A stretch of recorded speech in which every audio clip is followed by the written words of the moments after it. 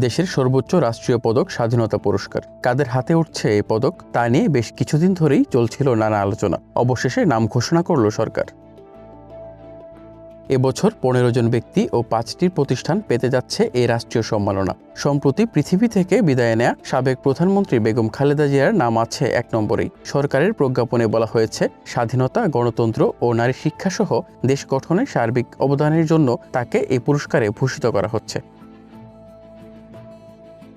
প্রখ্যাত চিকিৎসক ও জনস্বাস্থ্যবিদ ডাক্তার জাফরুল্লাহ চৌধুরী মানবতার সেবায় কাটিয়ে দিয়েছেন জীবনের পুরোটা সময়। তার উদ্যোগেই ১৯৮২ সালে বাংলাদেশে তৈরি হয়েছিল জাতীয় ঔষধ নীতি। গুণী এই মানুষটি এবার সমাজসেবা ক্যাটাগরিতে পাচ্ছেন মরণোত্তর স্বাধীনতা পুরস্কার। একই ক্যাটাগরিতে স্বাধীনতা পুরস্কার পাচ্ছে তার প্রতিষ্ঠিত গণস্বাস্থ্য কেন্দ্র। পাকিস্তানের সামরিক বাহিনীতে কর্মরত থাকার সময় অসুস্থ মায়ের সাথে দেখা করতে এসে মুক্তিযুদ্ধে অংশ নেন মেজর মোহাম্মদ আব্দুল জলিল। ছিলেন ৯ নম্বর সেক্টরের সেক্টর কমান্ডার। এবছর তিনিও পাচ্ছেন মরণোত্তর স্বাধীনতা পুরস্কার। ভবিষ্যৎ হোক নিরাপদ, বিনিয়োগ হোক বিশ্বস্ত, আর আমার পছন্দ সল্ট বে। ওয়েলকাম টু সল্ট বে। মুক্তিযুদ্ধে ফৌজদারহাট ক্যাডেট কলেজের ৮ শিক্ষার্থী প্রাণ দেন। এই কলেজের শিক্ষার্থীদের অনেকেই যোগ দেন মহান মুক্তিযুদ্ধে। এমন বিরচিত অবদানের জন্য এবার মুক্তিযুদ্ধ ক্যাটাগরিতে স্বাধীনতা পুরস্কার পাচ্ছে চট্টগ্রামের সীতাকুণ্ড উপজেলার এই শিক্ষা প্রতিষ্ঠান। গত বছর রাজধানীর উত্তরায় মাইলস্টোন ট্র্যাজেডিতে নিজের জীবন উৎসর্গ করে অন্তত ২০ শিক্ষার্থীর জীবন বাঁচান সাহসী শিক্ষক মাহেরিন চৌধুরী। তার এই বীরত্বপূর্ণ আত্মত্যাগের স্বীকৃতি হিসেবে এবছর তিনিও পাচ্ছেন মরণোত্তর স্বাধীনতা পুরস্কার। খ্যাতিমান টিভি ব্যক্তিত্ব হানিফ সংকেত, সবচেয়ে জনপ্রিয় অনুষ্ঠান ইত্যাদির এই নির্মাতাও এবার সংস্কৃতি শাখায় পাচ্ছেন স্বাধীনতা পুরস্কার।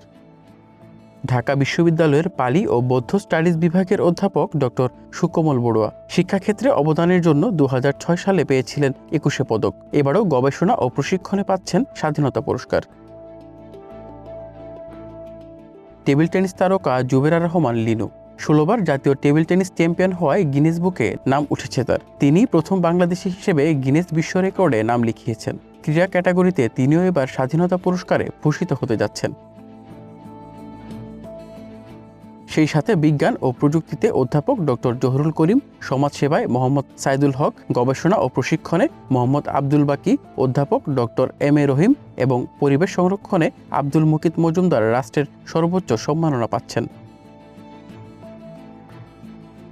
এবছর মরণোত্তর স্বাধীনতা পদক পাচ্ছেন জনপ্রশাসন ক্যাটাগরিতে কাজী ফজলুর রহমান, সাহিত্যে ডক্টর আশরাফ সিদ্দিকী এবং সংস্কৃতিতে বশির আহমদ। এছাড়া প্রতিষ্ঠান ক্যাটাগরিতে SOS children's village international in Bangladesh, Dhaka medical college হাসপাতাল এবং পল্লী কর্ম সহায়ক ফাউন্ডেশন PKSFও আছে এবারের তালিকায়।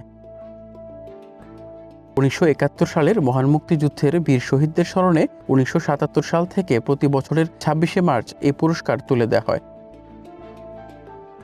অভিজিৎ শান্ত, ওয়ান নিউজ, ঢাকা।